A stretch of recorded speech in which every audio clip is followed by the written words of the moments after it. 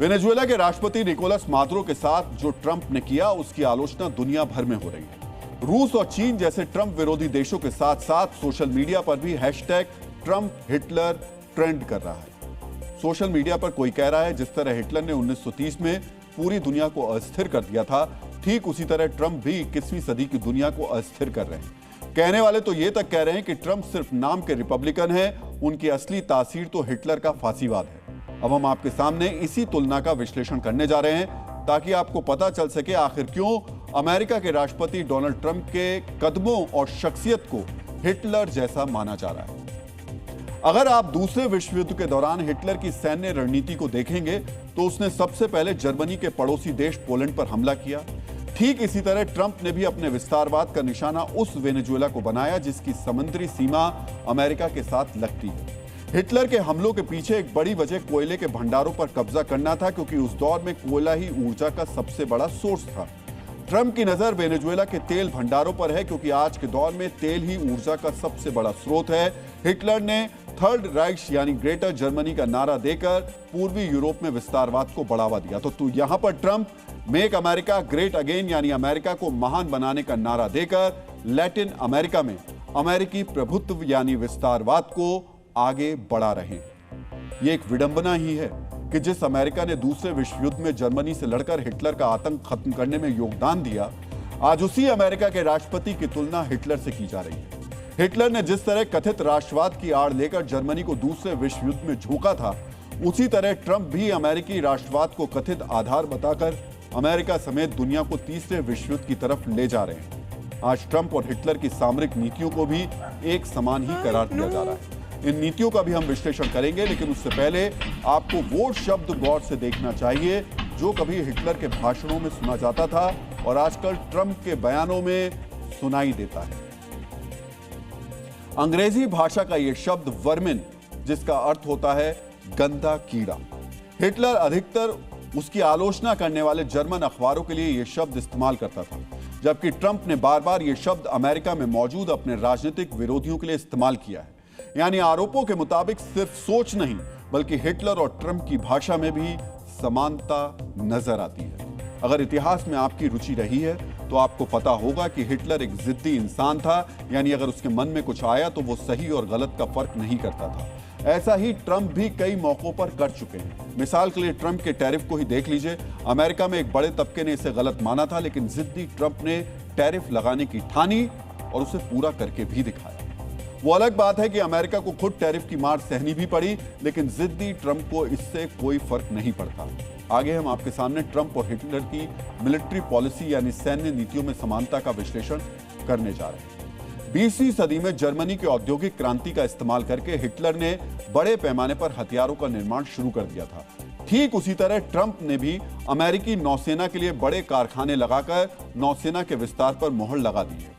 उस दौर में लीग ऑफ नेशंस को आज के संयुक्त राष्ट्र की समकक्ष संस्था माना जाता था।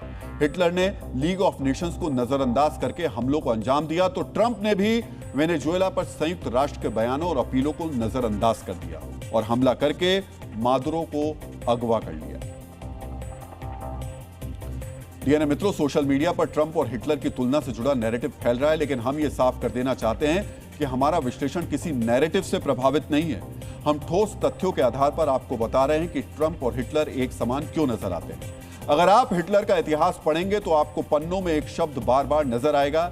यह शब्द है एसएस यानी शूट्सस्टाफेल। हिटलर ने जर्मन पुलिस के जवानों को मिलाकर एसएस नाम की एक यूनिट खड़ी की थी। ट्रंप ने अपने प्रवासी विरोधी एजेंडे को आगे बढ़ाने के लिए नेशनल गार्ड्स की लगातार तैनाती की है। हिटलर की एसएस आम लोगों को टॉर्चर करने के लिए बदनाम थी, जबकि ट्रंप के नेशनल गार्ड्स गरीब और मजदूर प्रवासियों को टारगेट कर रहे हैं। डीएनए मित्रों, हालांकि अमेरिकी सुप्रीम कोर्ट के फैसले के बाद कुछ बड़े शहरों में ट्रंप के नेशनल गार्ड्स वाले प्लान को झटका लगा है, लेकिन आज भी राजधानी वॉशिंगटन से लेकर कई बड़े शहरों में नेशनल गार्ड्स तैनात हैं। जिस तरह हिटलर ने यहूदियों को निशाना बनाया था, कुछ उसी तर्ज पर ट्रंप भी प्रवासियों को अमेरिका से बाहर निकालने पर तुले हुए हैं। हिटलर और ट्रंप के शासन में भी कुछ ऐसी समानताएं हैं जिनको नकारा नहीं जा सकता। अब हम आपको यही समानताएं दिखाने जा रहे हैं। हिटलर की सरकार में उसके इर्द गिर्द ऐसे लोग रहते थे जो उसके बहुत करीबी थे। इसी तरह ट्रंप सरकार में भी ट्रंप के बिजनेस सहयोगियों से लेकर उनकी वंदना करने वालों की भरमार है। हिटलर ने योग्यता के बिना अपने करीबियों को अहम पद दिए थे। इसी तरह ट्रंप सरकार में स्टीव विटकॉफ जैसे किरदार शामिल हैं जिनके पास कूटनीति की कोई योग्यता नहीं है, लेकिन वो सीरिया और यूक्रेन जैसे मुद्दों पर ट्रंप के विशेष प्रतिनिधि बने हुए हैं। एक जैसी विस्तारवादी नीतियां, एक जैसी जिद्दी शख्सियत, एक जैसी जुबान और एक जैसी आदतें।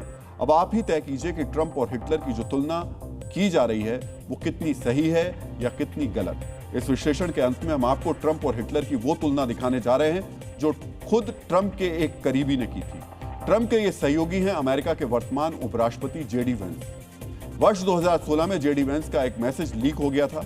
इस मैसेज में अमेरिकी उपराष्ट्रपति ने लिखा था, मैं कई बार सोचता हूं कि अगर ट्रंप की सनक हमारे पूर्व राष्ट्रपति निक्सन जैसी होती तो भी सह लिया जाता, लेकिन उनकी सनक देखकर लगता है कि वो अमेरिका के हिटलर।